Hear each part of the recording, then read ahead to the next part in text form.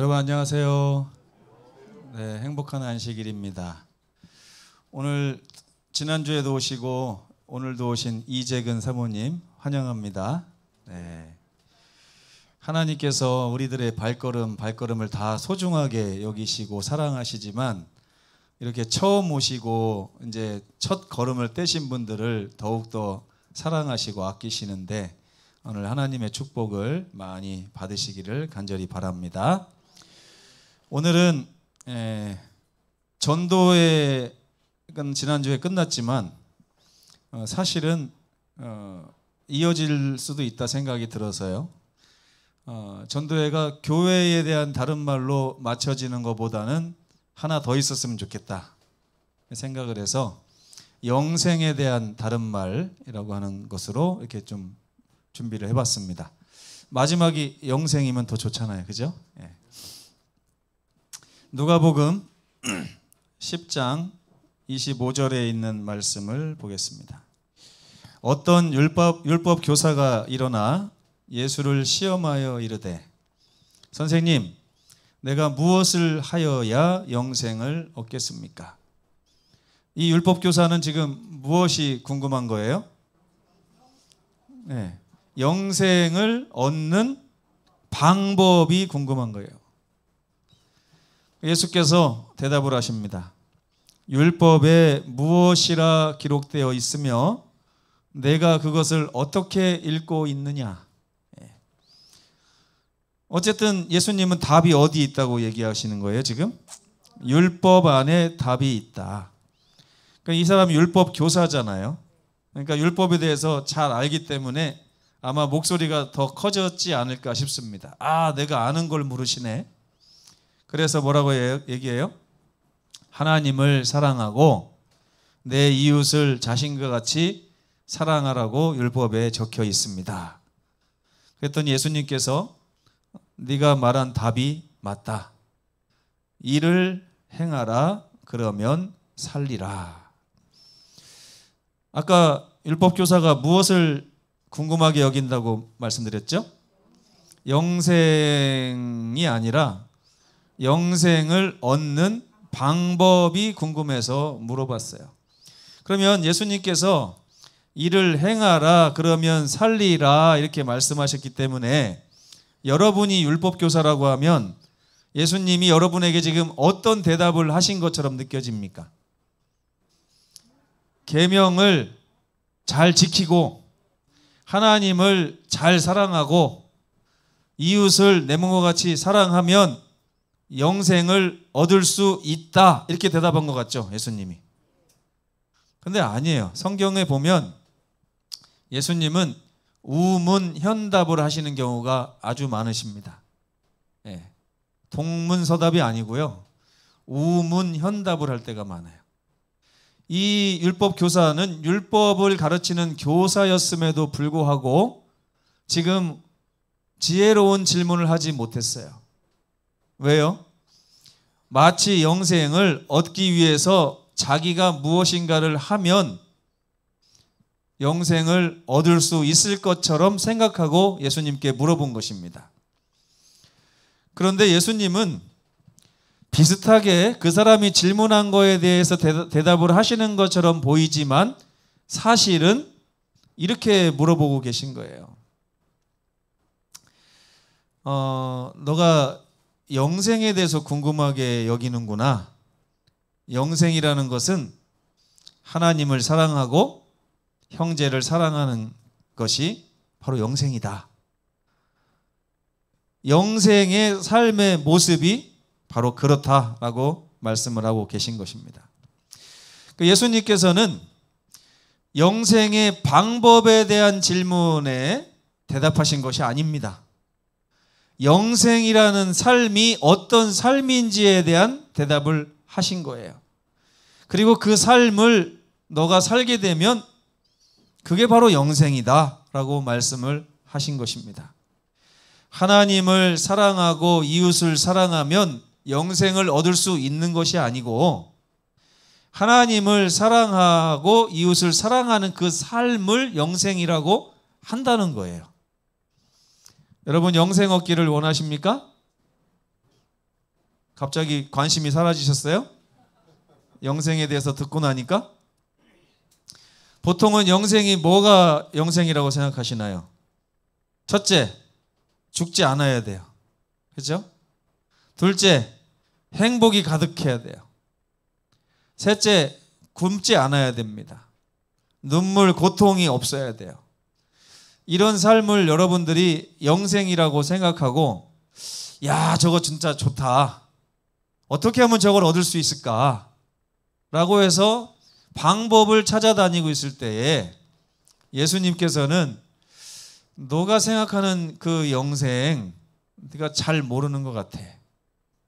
영생은 단지 오래 산다고, 걱정과 근심이 없다고, 눈물이 없다고 영생이 아니야.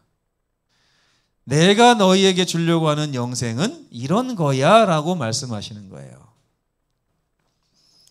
여러분, 제가 다음 주에 여러분에게 기가 막힌 선물을 드리겠습니다 라고 말씀을 드리면 여러분들은 어떻게 대답하실 겁니까? 감사합니다 하시겠어요? 이렇게 말씀드릴게요. 다음 주에 여러분, 제가 여러분에게 소원을 하나씩 들어드리겠습니다. 이거 하고 다음 주에 제가 여러분에게 선물 상자를 하나씩 나눠드리겠습니다 하고 여러분 어떤 게 더 좋으세요? 그렇죠. 네, 그럴 줄 알았어요. 네. 제가 주는 게 여러분의 마음에 안 들지 어떻게 알아요? 그죠? 단지 여러분은 그래서 여러분이 원하는 것을 받기를 원하는 거죠. 그래서 여러분, 어버이날 때 부모님이 제일 좋아하는 게 뭡니까? 선물 중에. 네? 나요? 어디서 이상한 소리를 갖고 오셨습니까? 부모님이 제일 좋아하는 선물은 물론 정답은 나겠죠. 근데 안 그래요. 안 그래요. 부모님이 제일 좋아하는 선물은 돈 봉투예요. 돈 봉투. 왜 그런지 아세요? 제가 선물을 몇 번 사가면 부모님이 아유 고맙다 그러는데 표정이 저 돈 저거 얼마짜리냐? 구두 20만 원? 아유 그 20만 원이면 내가 뭣도 할 수 있고 뭣도 할 수 있고 뭣도 할 수 있는데. 그렇죠? 누군가에게 나에게 주는 선물은 내가 마음에 들 수도 있고 안 들 수도 있어요. 그러다 보니까 여러분들은 돈 봉투를 원하는 겁니다. 돈은 뭐든지 할 수 있으니까. 근데 여러분, 신앙도 그렇게 하시는 분이 있어요. 하나님이 우리에게 구원이라고 하는 선물, 영생이라고 하는 선물을 이렇게 주신다고 선물을 딱 주셨는데 여러분들이 각자 생각하는 영생이 다 달라요. 통장에 한 200억 정도 들어있는 게 영생이라고 생각하시는 분이 있어요. 그래서 하늘나라 영생보다 이 지구상에서 복받고 더 행복하게 사는 거를 놓지 못해갖고 하늘나라 못 가는 분들도 있습니다. 근데 여러분, 우리가 영생에 대해서 잘 알려면 하나님이 우리에게 말씀하시는 영생이 무엇인지를 알고 나서 감사합니다 하든지 싫습니다 하든지 해야 될 거 아닙니까? 근데 여러분들 우리 착각에 빠져 있어요.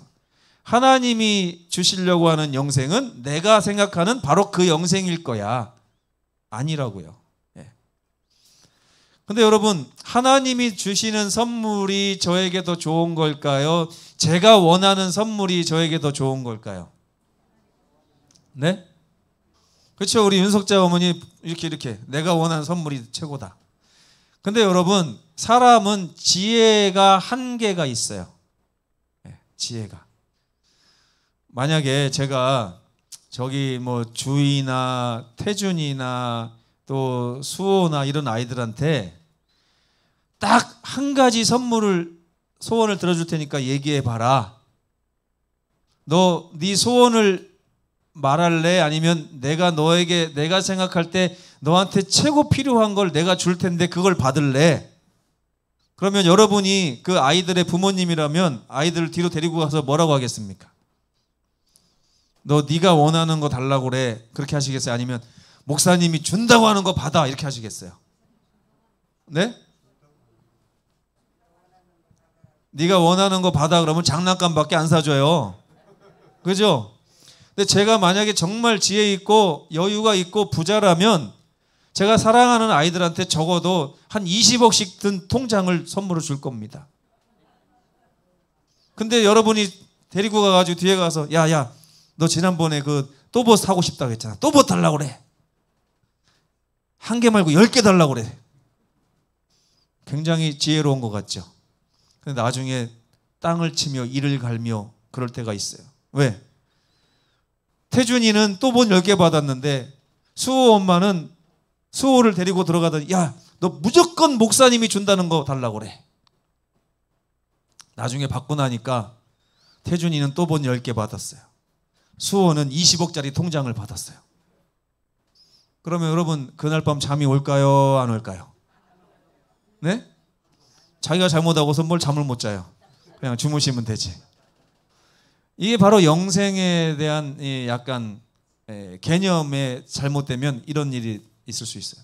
그러니까 우리가 맨날 지금 하나님한테 또 뭐 달라고 기도해요? 아니면 하나님 주고 싶은 거 주세요 하고 기도합니까?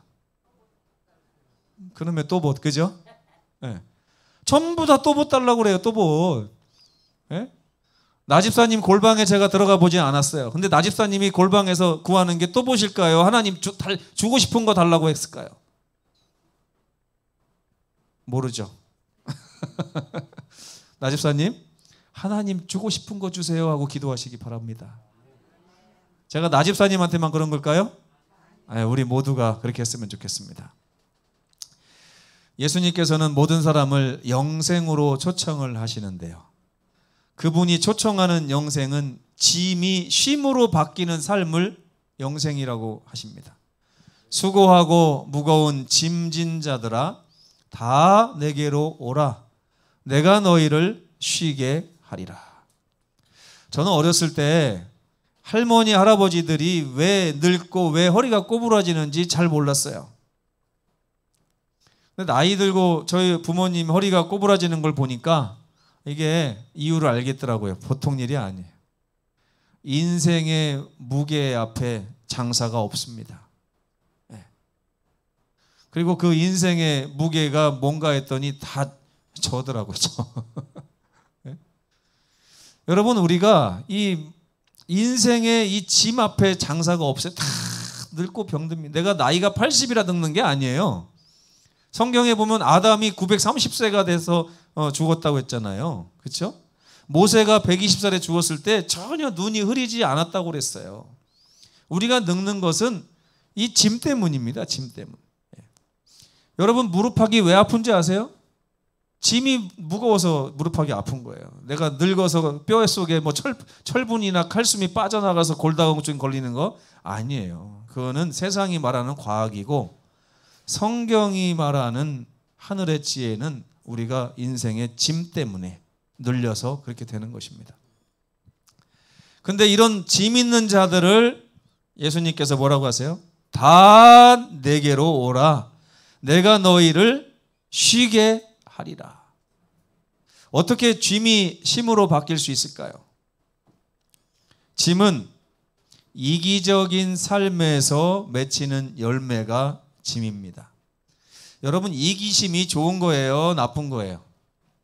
네? 나쁜 거라고 생각하시지만 저는 좋은 것 같아요. 네? 우리 아이들이요 건강을 위해서 밥을 하루에 3끼를 너무 열심히 먹고 왜 이렇게 밥을 잘 먹냐면 건강해야죠. 이렇게 하면 엄마 아버지가 이런 이기적인 놈 이렇게 얘기할까요? 아니에요. 너 잘한다. 아빠가 원하는 것도 그거야. 근데 이놈들이 밥을 잘 안 먹어요 요즘에. 네? 그래서 하나님은 우리가 이기적인 거를 싫어하지 않으십니다. 나 영생 얻어야 됩니다 하나님. 반드시 하늘나라 갈 거예요. 이거 이기적인 거죠. 그렇죠? 이 나쁜 거 아닙니다. 근데 우리가 여기 성경이 말하는 이기심이 뭐냐? 누가 나를 책임져 줄 사람이 없으니까 보호자가 없어서 어쩔 수 없이 내가 스스로 나를 벌어먹여 살려야 되는 처지에 있는 이 죄인들의 마음을 이기심이라고 하는 거예요. 그러다 보니까 남이 보여요, 안 보여요? 예. 남이 먹는 것보다 내가 먹는 게 더 중요하죠. 남이 잘 되는 것보다 내 창고가 그득 차는 게 더 중요한 것입니다. 이게 나쁜 거예요. 이기심이 나쁜 게 아니라 내가 어쩔 수 없어서 나만 바라보고 사는 그걸 이기심이라고 그래요. 예. 이기심도 좋은 이기심도 많아요, 여러분. 예? 우리 교회 침례자 내가 다 낼 거야. 이것도 좋은 이기심이에요. 우리 교회 청소 내가 다 할 거야. 이것도 좋은 이기심이에요. 우리 교회에서 내가 최고 좋은 사람 될 거야 하는 것도 좋은 이기심이에요. 쉼이란 사랑하는 삶에서 맺히는 열매가 쉼입니다. 이게 아주 간단한 거지만 큰 차이가 있어요. 우리가 나만을 위해서 내 걱정하면서 사니까 이게 짐이 돼서 나를 누르지만요, 하나님을 만나서 예수님께 가서 내 짐을 예수님께 다 맡긴다는 얘기는 그분이 내 짐을 처리하신다는 얘기잖아요. 그리고 나면 나는 할 게 있어요, 없어요? 없으면 뭐 하는 거예요? 다른 사람 짐을 보살피는 거예요. 예. 여러분, 우리 정장로님 어디 계세요? 예. 장로님께서 분명히 우리 손안에 셋째가 나오면은 키워주신다고 했습니까? 안 했습니까? 그랬죠? 예. 근데 요즘에 보니까 서준이 하나 가지고서도 막 쩔쩔매시더라고요. 예. 근데 그래도 내 손자니까 봐주셨죠? 예. 남의 손자 같으면 못 봅니다. 예. 그래서 이 짐이라는 거는요, 내 짐을 내가 처리하려면 엄청 힘들어요. 근데 정장로님이 서준이를 잘 이렇게 보필하긴 했지만 낳아서 기른 건 아닙니다. 할머니, 할아버지가 애들 보는 거하고 친엄마, 친아빠가 애들 보는 거하고는 이 무게가 달라요. 그렇죠? 네. 그래서 남의 애를 보는 거는 사실 어렵지 않습니다. 잠깐만 봐주면 되니까. 그러니까 우리가 형제를 사랑할 때 내 문제를 가지고 고민하는 게 아니라 그 사람의 문제를 가지고 고민하면 이것이 나에게 짐이 되는 것이 아니라 쉼이 되기도 하고 행복이 되기도 하는 것입니다. 네. 저는 진짜 남의 걱정만 하고 살았으면 좋겠어요. 네, 남의 걱정만. 근데 그게 성경은 쉼이라고 얘기하고 있는 것입니다. 예수님께서 율법교사에게 너가 방법을 묻는데 율법에 뭐라고 써 있느냐? 그리고 중요한 건 네가 그걸 어떻게 읽고 있느냐라고 물어보셨어요. 율법교사는 영생을 얻기 위해 질문했어요.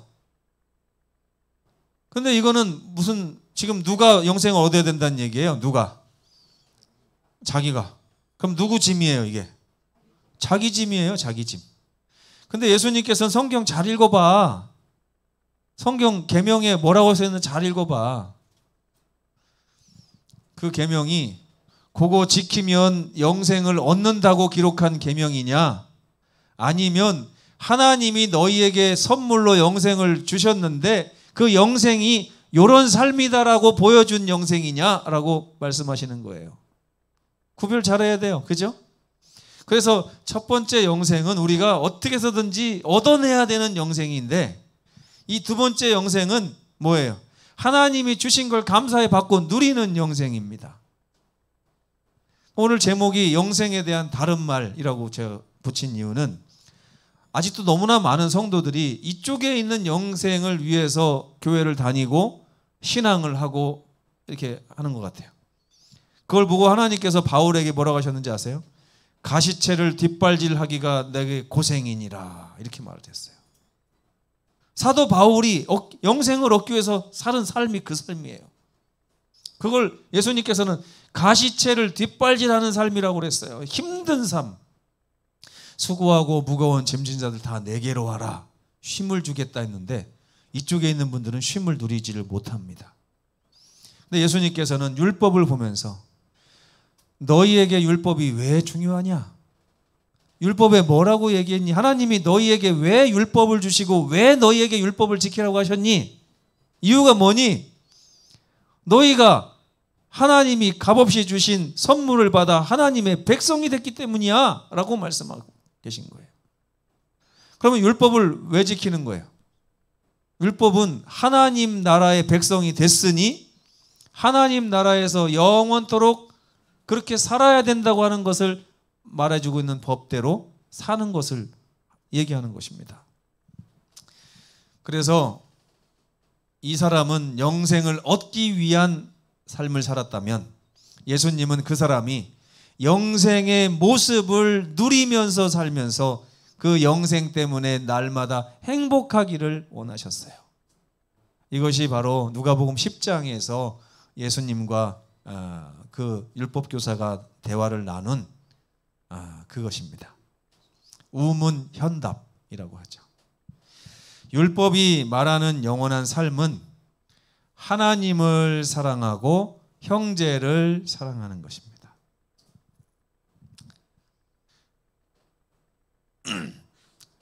세월호가 지금 몇 주기 됐습니까? 8주기입니까? 네. 그 엄마 아버지, 단원고 학생들 엄마 아버지에게 가장 큰 선물이 있다면 뭘까요?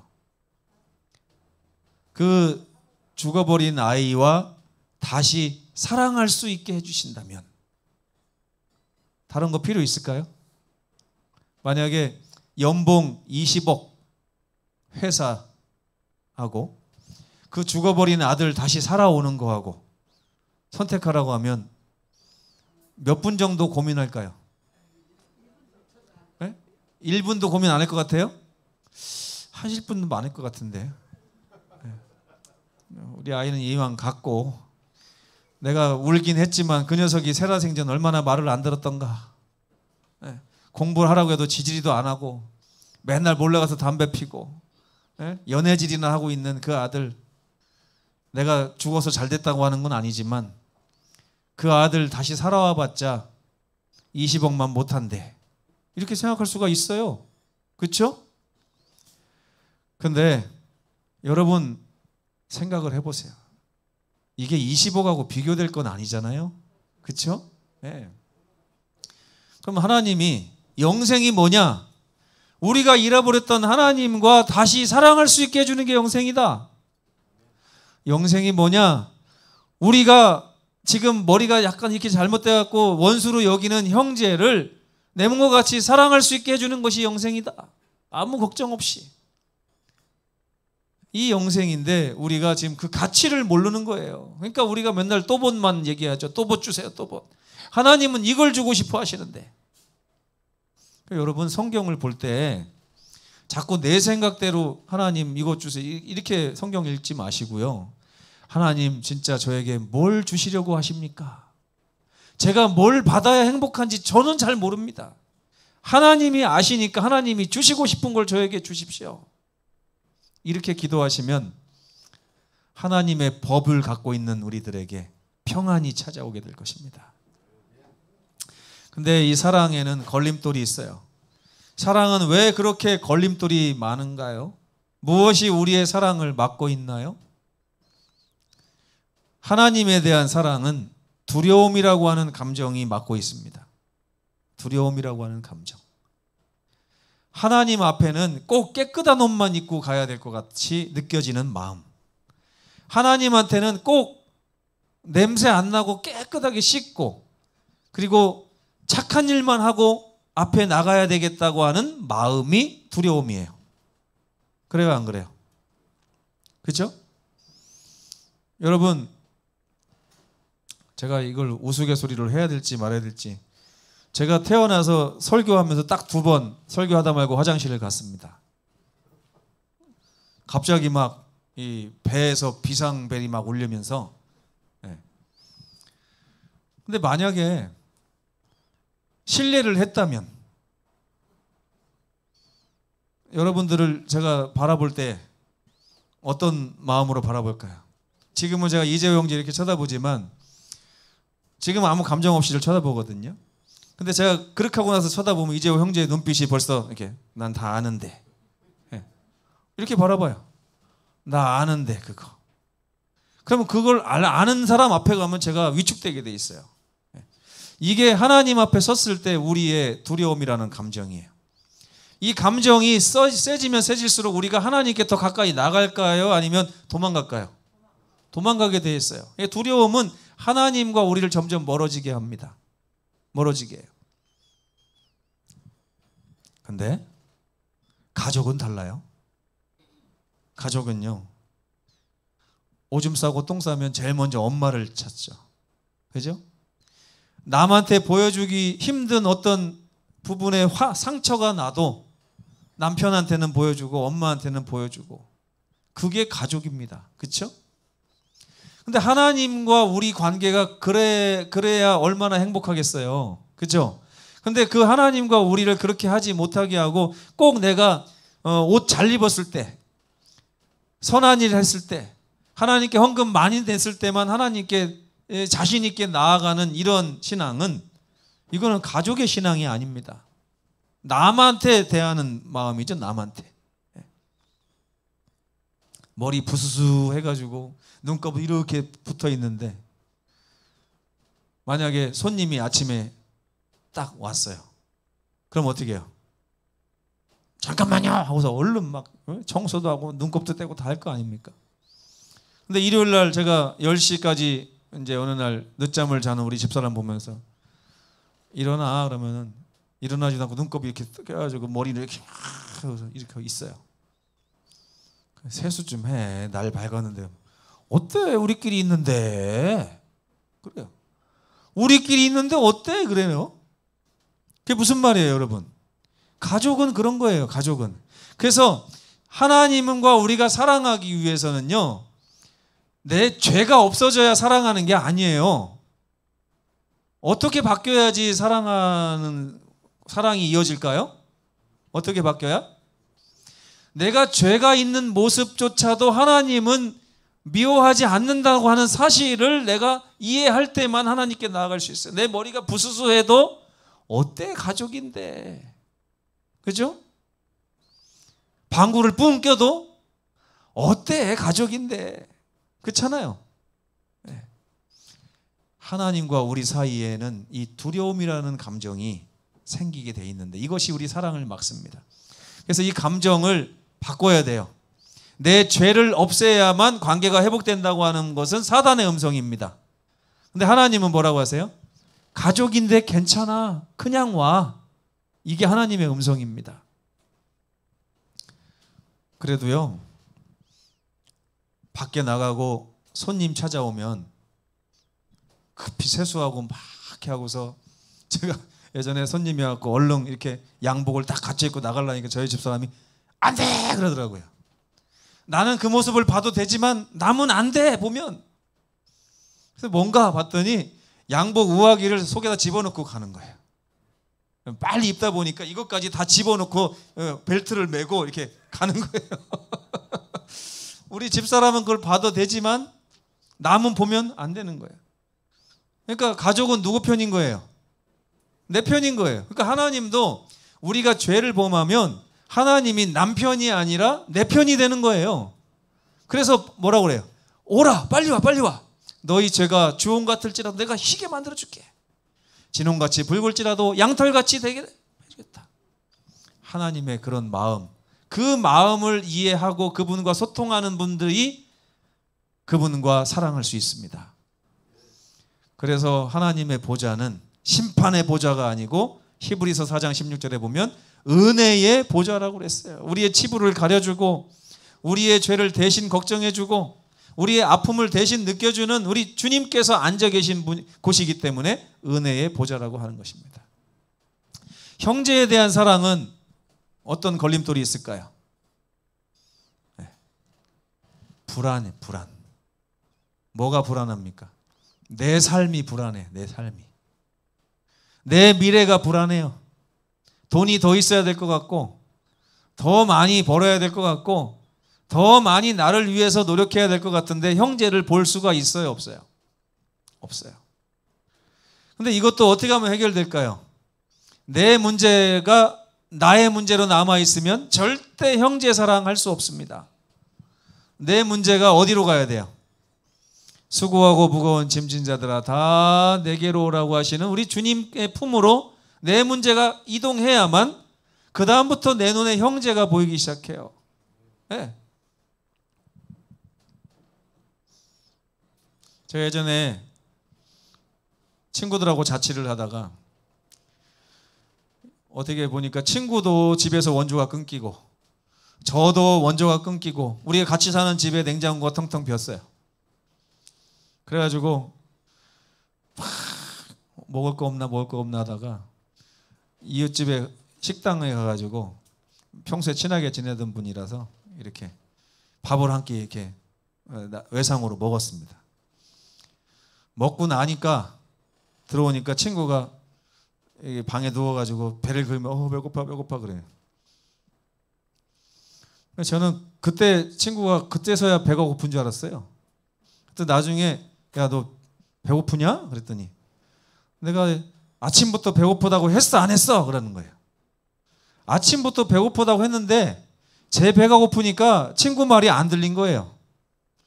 근데 제가 밥을 먹고 와서 딱 보니까 친구 배고픈 게 보이는 것입니다. 이게 인지상정이에요. 여러분, 우리가 하나님께 가서 내 문제가 말끔히 해결되지 않으면, 근데 여러분, 해결되는 경우보다는요, 해결하시라고 맡겨두고 나오는 게 성경적입니다. 그죠? 하나님께 가면 문제를 그 즉시 다 해결해 주는 거 아니에요. 근데 하나님께 뭐 하고 오는 거예요?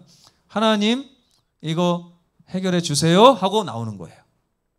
그리고 나서 남 일을 보는 것입니다. 마치 콩쥐팥쥐 중에서 엄마가 콩쥐한테 뭐라 그래요? 너 물동이에다가 물 채워놔, 그리고 밥 해놔, 빨래 해놔, 우리는 원님 잔치에 갔다 올게 하고 나가는 거예요. 그러면 밥하고 빨래하고 물 채우는 것 다 누구 일이 되는 거예요? 콩쥐 일이 되는 거예요.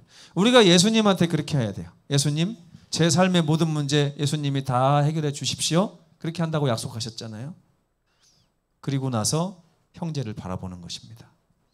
이 두려움과 불안을 해결하지 않으면 우리는 영생을 할 수가 없어요. 왜? 하늘에 가서도 하나님 사랑, 형제 사랑 이거밖에 없어요. 이게 하늘나라에서 사는 영생하는 자들의 삶의 모습이라고 했습니다. 네. 근데 하늘에 가서도 여전히 하나님이 무섭고 두렵고 하늘에 가서도 여전히 남 걱정보다 내 걱정이 많으면 그게 어떻게 영생을 할 수 있단 말입니까? 영생이 안 되는 거예요. 죄인은 그래서 십자가를 통해 하나님에 대한 두려움을 떨쳐버려야 사랑할 수 있습니다. 그리고 그분의 돌보심을 보면서 삶의 불안과 염려를 떨쳐버려야 사랑할 수 있습니다. 십자가를 보며 두려움을 떨쳐내십시오. 그분이 얼마나 우리를 아끼고 사랑하시는지를 한번 보시기 바랍니다. 보라, 아버지께서 어떠한 사랑을 우리에게 베푸셨는가. 보라, 공중에 새를 보라. 심지도 않고 거두지도 않지 않냐. 새가 굶어 죽는 거 봤니 못 봤니? 하나님께서 말씀하십니다. 여러분, 새가 굶어 죽는 거 봤어요 못 봤어요? 네, 저는 봤어요, TV에서. 네, 가뭄이 드니까 새도 굶어 죽더라고요. 근데 우리가 보는 이 새를 보세요. 이 새가 굶어 죽지 않지 않냐. 그래서 하나님께서 우리를 더 사랑하시는데 우리가 굶어 죽도록 놔두시지 않으니 걱정 붙들어 매고. 그 장경동 목사님이 이런 설교를 하시는데 좀 감동이 되더라고요. 어떤 분이 200만 원을 내일 카드값을 갚아야 되는데 갚을 길이 없어서 밤새 고민을 했대요. 밤새 고민해서 10시, 11시, 12시, 새벽 1시, 새벽 2시, 새벽 3시 하니까 너무 피곤해갖고 뭐라고 했는지 아세요? 새벽 3시에 에라 모르겠다, 잠이나 자자 그랬대요. 장경동 목사님이 그분한테 뭐라고 했는지 아세요? 7시부터 자지 그럴 거 왜 밤새 고민하다가 새벽 3시 에라 모르겠다 하냐 이거예요. 언제 에라 모르겠다 하라고요? 초저녁부터 그냥 에라 모르겠다 하고 자란 얘기예요. 우리는 하나님을 믿을 때 그렇게 믿어야 됩니다. 하나님께 다 에라 모르겠다 다 맡기고 하나님 제 문제 다 맡길 테니까 해결해 주십시오. 하나님 약속하셨지 않습니까? 그렇게 맡기는 것입니다. 공중에 새도 안 굶어 죽는데 내가 굶어 죽겠나? 그러면서 사시는 거예요. 너희 하늘 아버지께서 새를 기르시지 않냐? 너희는 이것들보다 귀하지 아니하냐라고 우리 하나님이 말씀하시고 계십니다. 영생은요, 맡기고 사랑하는 삶입니다. 따라서 해보세요. 맡기고 사랑하자. 이게 영생이에요. 다시 맡기고 사랑하자. 사랑 그냥 되는 거 아니에요. 맡기지 않은 분은 절대 사랑 안 나옵니다. 하나님이 나를 너무 사랑하신다는 그 마음을 내가 알고 믿고 나의 삶을 더럽지만 맡기는 거예요. 또 나의 삶의 여러 걱정을 하나님이 다 채워주시고 나의 모든 필요를 다 하나님이 아신다고 하는 걸 우리가 알고 그분에게 믿고 맡기는 거예요. 맡긴 자들은 사랑할 수 있게 됩니다. 예. 예수께서 이렇게 말씀하세요. 사랑하다 죽으면 내가 책임질게. 일단 맡겨봐. 별로 반응이 없으시네. 요한복음 11장 25절. 예수께서 이르시되 나는 부활이요 생명이니 나한테 믿고 맡기는 자는 사랑하다 죽어도 내가 다시 살리겠고. 아멘. 예. 사랑하다 삶이 어려워지면 내가 책임질게. 걱정하지 말고 나한테 맡기고 사랑을 해. 빌립보서 4장 19절. 나의 하나님이 그리스도 예수 안에서 영광 가운데 그 풍성한 대로 너희의 모든 쓸 것을 다 채워주시리라. 아멘. 여러분, 율법교사는 어떻게 해야 내가 영생을 얻습니까? 예수님 뭐라고 하세요? 이미 내가 너에게 영생을 주었거늘 너는 이제 영생 받은 하늘나라 백성으로서 그 영생을 누리는 방법인 하나님과 형제와 사랑하는 관계의 그 삶을 누리면 되는 것을 왜 아직도 영생을 찾고 있느냐라고 말씀하고 계십니다. 여러분, 십자가를 보시고 하나님이 우리에게 주신 선물을 마음에 받아 감사하시는 그런 여러분 됐으면 좋겠습니다. 사랑하다 죽으면 주께서 책임지실 것입니다. 사랑하다 어려워져도 주께서 책임지실 것입니다. 주께서 한 이 약속을 믿고 여러분 사랑하시고 하나님 바라보시고 형제 바라보는 일을 가장 더 많이, 가장 더 최우선으로 삼으시게 되기를 간절히 바라면서 오늘 말씀을 마치겠습니다.